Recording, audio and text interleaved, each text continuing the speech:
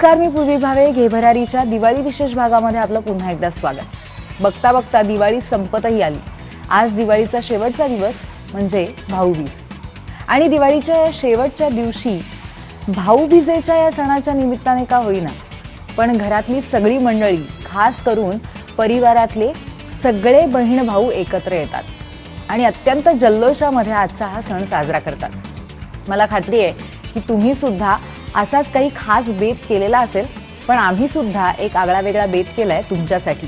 तेव्हा सुरुवात करूया आजच्या विशेष भागाला. दिवाळीच्या निमित्ताने दारामध्ये सुंदरसं तोरण असावं, दारासमोर एक सुंदरशी रांगोळी असावी, छान दिव्यांची आरास असावी, असं चित्र पाहायला मिळावं असं प्रत्येकाला वाटत असतं. अहो, पण हल्लीच्या पिढीला, अगदी म्हणजे मलाही घ्या ना, रांगोळी काही नीटशी काढता येत नाही. अर्थात यावरती एक अतिशय उत्तम पर्याय आम्ही तुमच्यासाठी घेऊन आलोय. अशी रांगोळी जी अगदी सहज काढता येईल आणि हो, त्याच्या माध्यमातून दिवाळीच्या सणामध्ये तुम्ही रंगही नक्की भरू शकाल.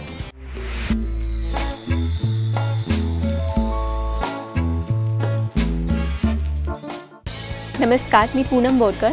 रांगोळी काढायला सर्वांना जमत नाही, पण ती काढायची आवड मात्र सर्वांना असते. तर त्यांच्यासाठी एक मी सोपी रांगोळी दाखवणार आहे, ती म्हणजे बांगड्यांची रांगोळी. चला तर मग बघूयात बांगड्यांपासून कशी रांगोळी बनवता येईल ते. सर्वात प्रथम आपण आउटलाईन काढून घेऊयात.